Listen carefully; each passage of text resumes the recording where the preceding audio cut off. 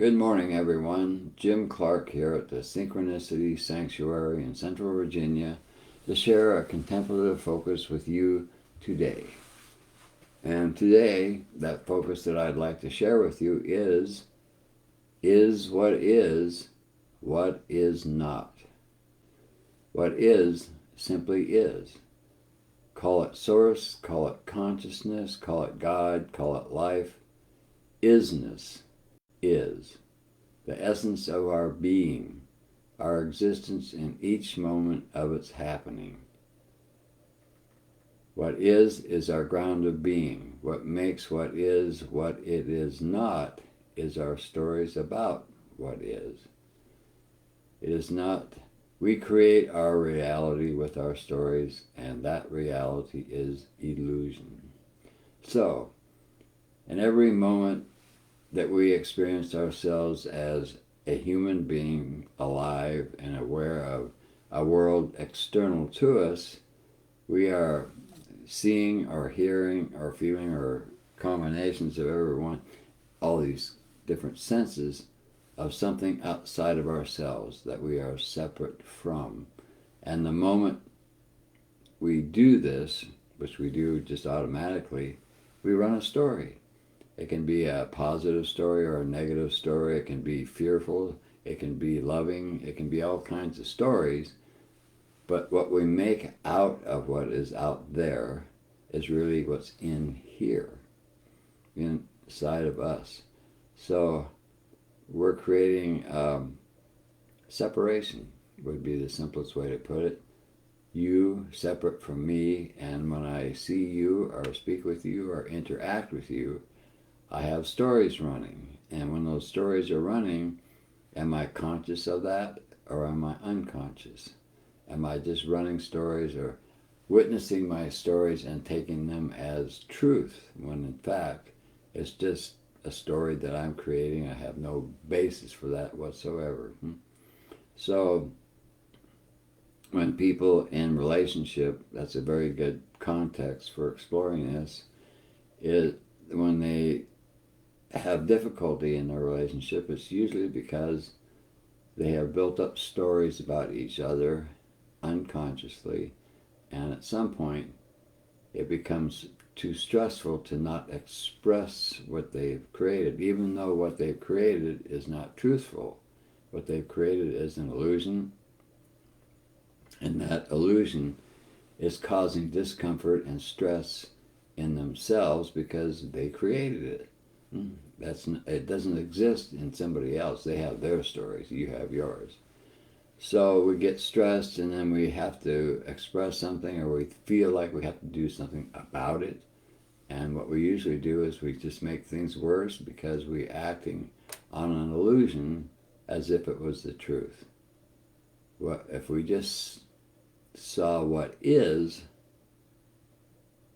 and accepted what is, because that's what's happening, there would be no problem at all. And that's really kind of what most of being conscious and being aware boils down to. The world is what it is, and sure, there's all kinds of things that can happen that require a reaction or a response on your part. But what you make out of all that, what you make out of every moment of your life, basically, is a story that you're writing about it. Like, I'm sitting here doing this live stream, I could have all kinds of thoughts. I could be thinking about, oh, it's going to be good, it's going to be bad, it's going to be this or that. And I could be running all kinds of stories about this moment. But what good would any of that be, huh? It's not going to make it happen. It's not going to make it good or bad. It could make it bad. It could interfere with my focus and concentration in this moment. So the stories we write constantly in our mind, the mind, as my teacher expressed many times, is an illusion generating machine. And that's what it does. It thinks. It just constantly thinks. So if I hear a noise outside where I'm sitting right now, my mind would instantly want to make a story out of it. What is that? I got to check this out because it could be something important, and on and on. Yet, that's not what's happening here. So, to jump into that story as if it was something real and as it was something that I absolutely had to explore would be determined by how aware I am of my creation in that moment. Now, maybe there was a noise, and maybe that noise had some characteristics that warranted some kind of exploration or some kind of a response. In that case, I would be present enough to respond. So it's like when we write stories about what someone is or what they're like or what we don't like about them or what we do like about them. We could fantasize about someone that we find attractive, or we can fantasize about someone that we feel uncomfortable with, and or someone that we think they have insulted us or something. Anyway, this is the soap opera, I like to say, that goes on all the time with human beings. And for the most part, most of that is totally unconscious. It's taken as truth, and two parties together, each with their stories, treating their stories as truth, bang heads together because they're trying to validate their story, even though that story is false. And then we have the soap opera of relationship happening, two people all upset or uncomfortable because they wrote a story that made them uncomfortable, and they want to put the blame for that creation on somebody else. But the very first rule of conscious living is I create my creation. I create my life. I'm the one that's creating this moment right now, and how I create it is really up to me. I can say, well, this is uncomfortable or this is comfortable. You know, I can make all kinds of commentary about it in my mind. But what's really happening is just, I'm just being here, saying what I'm saying and doing what I'm doing. And it's not good or bad, it's just happening. You know? This is what is. And what it is not is commentary about it. So, as far as I'm concerned anyway. And so this is really the essence and the point of this whole contemplation. Is what is not? And the answer, of course, is no. What is not is a story that we've made about what is.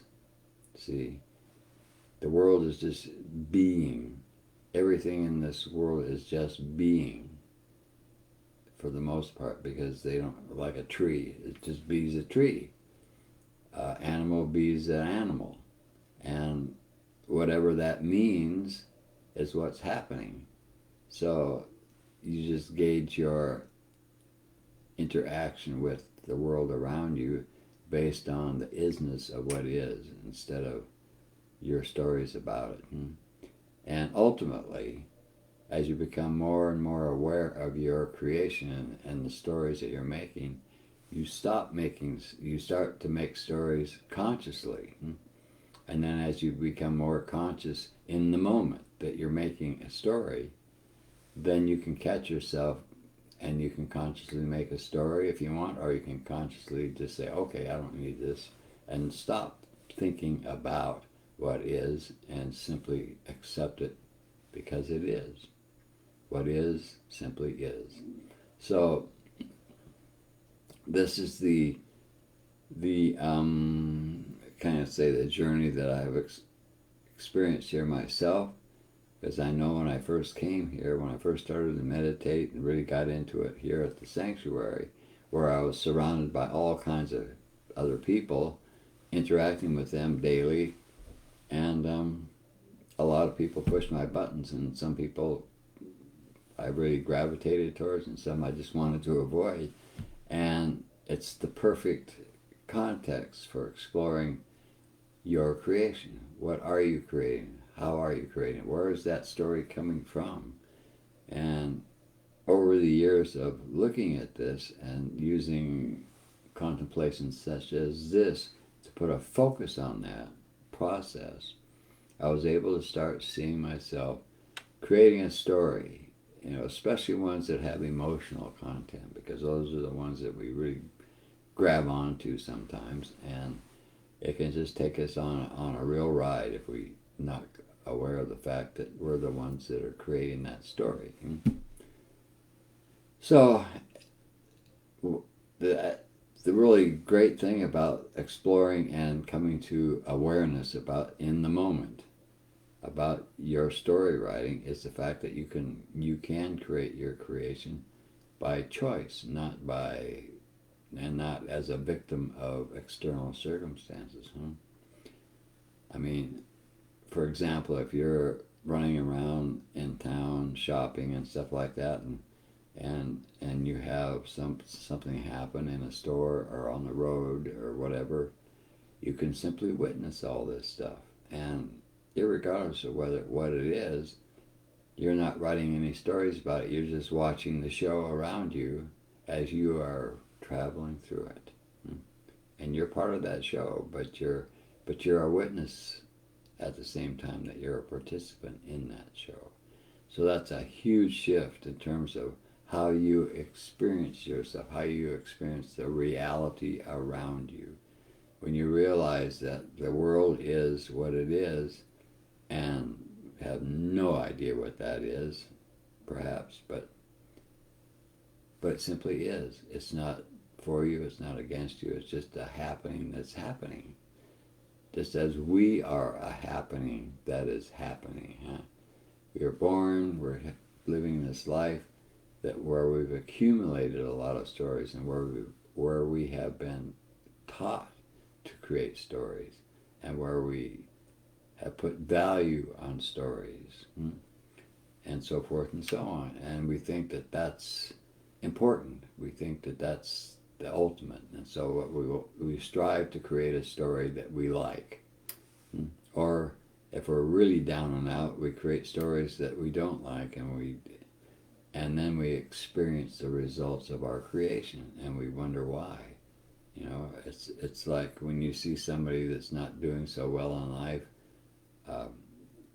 somehow they ended up having a story about themselves and the world around them that put them in a bad circumstance, and because they weren't aware of the fact that they're creating that story and that they're responsible for that creation, they end up just going along with it as a victim of it. So this is the difference between being conscious and being aware,